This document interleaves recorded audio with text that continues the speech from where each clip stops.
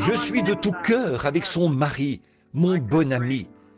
Je suis de tout cœur avec ces garçons qui ont reçu la nouvelle du départ de leur mère, pendant que certains d'entre eux étaient en Allemagne et à différents endroits. Mais bien qu'elle ait quitté votre présence ici-bas, les garçons, sachez qu'elle n'est pas morte. Elle est vivante au siècle des siècles. Elle vit dans un pays, et ce pays, elle a prié que chacun de vous aille l'y rencontrer. Ne la décevez pas. Je suis sûr qu'elle ne sera pas déçue. Frère Didier avait la responsabilité de la trésorerie. Il était le trésorier de l'Église. Il avait cette fonction depuis que l'Église est née. Et c'est lui qui gérait le flux financier, la banque et toutes ces choses-là. Donc c'était un rôle très important, une grande responsabilité. Il était multiservice, ça veut dire qu'il faisait tout. Dès qu'il y avait un problème à l'église, j'arrivais, il y avait un souci, que ce soit l'électricité, l'eau, c'était la première personne que j'appelais, que j'avais l'habitude d'appeler parce que je savais qu'il avait la solution. Il était vraiment, comme je peux dire, comme on appelle, quelqu'un qui sait tout faire. C'était un pilier pour l'église Grâce Tabernacle. C'était un homme très engagé et il n'y avait pas de petites tâches pour lui, il faisait tout. Son objectif était de faire quelque chose pour le Seigneur. Et ça, c'était le reflet de son amour pour le Seigneur. Et ça m'a vraiment marqué car c'était vraiment un très bon témoignage. Le frère Didier, c'est un frère de l'Église, un frère en Christ. Mais en dehors de ça, c'est devenu un frère de sang et un ami. Papa, c'est quelqu'un de très gentil, très patient aussi, très patient. Moi, papa, c'est quelqu'un de très sage. C'est l'homme le plus sage que je connaisse de ma vie. Toutes ses décisions, c'est d'abord la sagesse et la parole. Il était un homme humble et social. Il a manifesté l'amour envers tout le monde. Il participait, il assistait tout le monde de près et de loin. À tout problème, il ne manquait jamais. Quand j'avais mes 40 ans, je me demandais, oulala, j'ai 40 ans, j'ai jamais soufflé et je reviens de mon travail, je trouve frère Didier avec sa famille, ses enfants et mes enfants dans mon appartement. Ils m'ont fait l'anniversaire surprise avec un gâteau. Donc c'est frère Didier qui m'a fait souffler mon premier gâteau d'anniversaire à mes 40 ans. Quand Sharon, papa et moi, on est sortis, on est marché sur la plage, on prenait des photos, on dessinait dans le sable et tout. Et c'était vraiment un bon moment tous les trois. C'est vraiment des petits moments où on rigole, après l'église, quand on va manger après le culte. C'est vraiment des moments comme ça qui me remémorent, qui me rappellent des bons souvenirs. Il y a quelques années, mon frère et moi, on avait décidé de lui faire un cadeau pour son anniversaire. On lui avait acheté une petite boîte de montres qui était pour nous un petit geste juste pour le remercier pour tout ce qu'il faisait. Et j'ai été vraiment touché et même étonné par sa réaction parce que ce qui paraissait comme un petit simple geste, il était tellement ému, tellement dans la joie et tellement reconnaissant, ce qui montre que il n'avait même pas conscience de tout ce qu'il faisait et pour lui, il faisait ça de manière désintéressée. C'est-à-dire qu'un petit geste comme ça, pour nous, c'était même pas à la hauteur de tout ce qu'il faisait. Mais lui, il savait apprécier les choses simples et ça montre l'homme qu'il était. J'ai remarqué chez Frère Didier, c'est déjà qu'il aimait vraiment le Seigneur. C'est quelqu'un qui vraiment aimait le Seigneur. Lorsque il y avait des projets pour l'Église, lorsqu'il y avait des choses à faire, il était toujours le premier à venir, à faire. Il suffit d'entrer dans l'Église Grâce Tabernacle, de la porte jusqu'à la chaire, on voit l'œuvre de Papa Didier. Très enthousiaste pour les choses du Seigneur. Et c'était Didier. Didier aime Dieu, il aimait Dieu. Et il était toujours très volontaire pour faire les choses qu'il avait à cœur. Et tout cela est le témoignage de sa foi. J'ai beaucoup observé Papa Didier, qui servait sans compter le temps, qui servait de manière désintéressée, ne cherchant pas à être mentionné du haut de la chair ou qu'on mentionne devant au public tout ce qu'il faisait. Toutes ces paroles, c'était des paroles que Frère Branham disait ou qu'il prenait dans la Bible. Quand il nous grondait, quand il nous donnait des conseils, c'était toujours la parole, peu importe la situation. C'est quelqu'un que nous avons de très bons souvenirs et il restera à notre mémoire. il est toujours à nos côtés. Il m'appelait toujours femme battante. Tu es une femme battante, tu es une femme battante. Et femme battante, c'est resté dans ma tête, femme battante. Papa Didier, pour moi, c'est comme un père. Parce que, voilà, comme j'ai dit, il m'a pris comme un fils. Il a beaucoup apporté dans ma vie, au niveau relationnel, au niveau émotionnel aussi. Le départ de Didier a créé un bouleversement dans l'Église. Mais ça a aussi permis une prise de conscience quant au niveau de foi que nous devons avoir dans ce message. Rien n'est comme avant. Depuis que frère Didier, depuis qu'il s'est absenté là, tout a changé spirituellement. Je ne sais pas vraiment trop comment expliquer, mais rien n'est plus comme avant. C'est différent, on dirait qu'on est dans une nouvelle église. C'est-à-dire qu'on a appris à s'apprécier encore davantage parce qu'on a vu que le temps ici-bas est compté et du jour au lendemain tout peut changer. Et je pense qu'aussi la foi, on n'a jamais atteint un tel niveau de foi. Ça a mené un réveil chaud et a remonté la croyance dans notre église. Surtout quand le pasteur nous a demandé, il a fait une prière, si nous pouvons demander au Seigneur Jésus qui nous fait retourner frère Didier. Cela a manifesté, a motivé toute l'église de la Tabernacle. On a beaucoup imploré, ça a créé ces moments de consécration à Dieu. Et aujourd'hui, on peut dire que notre regard vis-à-vis de la mort a changé.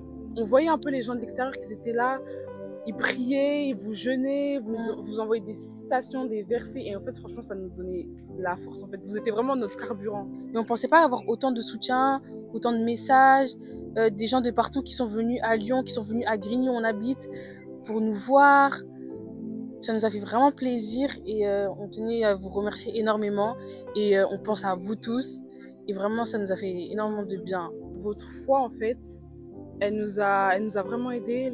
Votre foi, elle est vraiment incroyable. Et gardez vraiment cette foi-là parce qu'elle est vraiment waouh. Alors, ce que je peux dire aujourd'hui à Maïbro, je l'appelais intimement Maïbro. Je peux juste lui dire comme ce n'est pas un adieu, ce n'est qu'un au revoir. Honorez vos parents. Et moi, profitez vraiment de vos proches parce que c'est important. Profitez, prenez des souvenirs. Voilà. Prenez vraiment des souvenirs, c'est important. Et aujourd'hui, franchement, nous, voir toutes les vidéos qu'on faisait avec on papa, est très fiers. Maman, elle nous prenait tous en photo avec lui. On a beaucoup de souvenirs avec lui. J'aimerais lui dire que je l'aime beaucoup et que je garde tout ce qu'il m'a enseigné, tout ce qu'il m'a montré, tout ce qui m'a inspiré sans parler. C'est pas quelqu'un qui enseignait en parlant, c'est sa vie qui m'enseignait, juste en observant.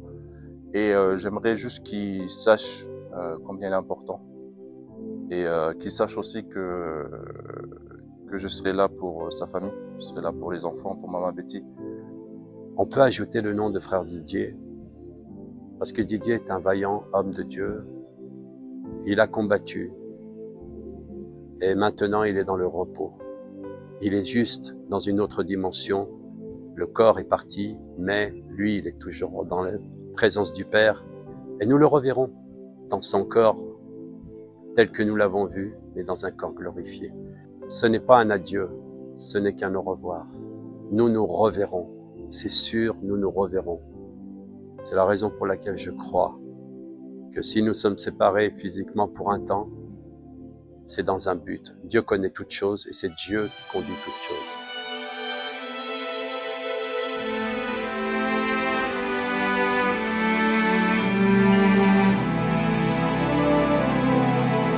Où étais-tu quand je fondais les mers et les terres et quand les étoiles du matin poussaient des cris de joie?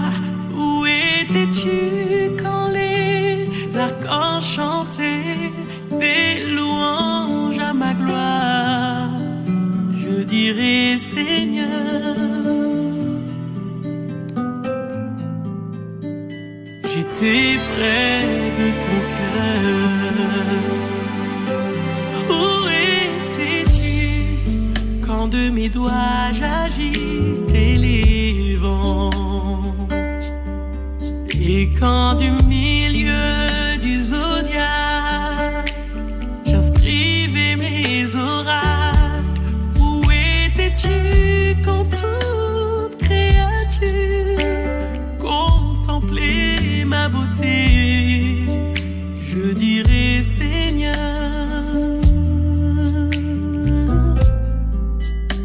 j'étais dans tes pensées.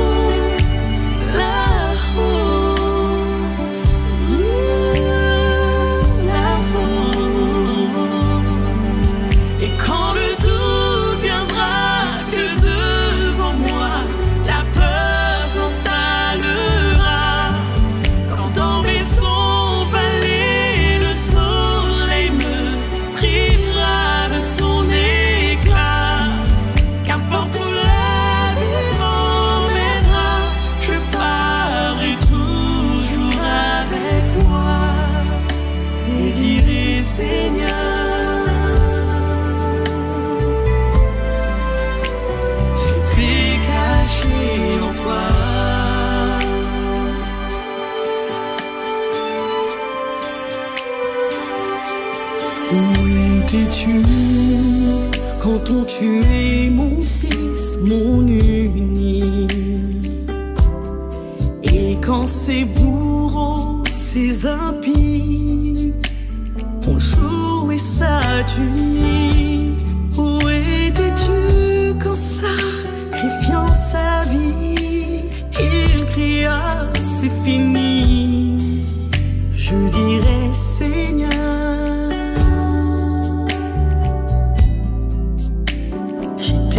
dans son esprit. Où étais-tu quand ressuscitant il a paru? Qu'il parla du consolateur qui apaiserait les cœurs.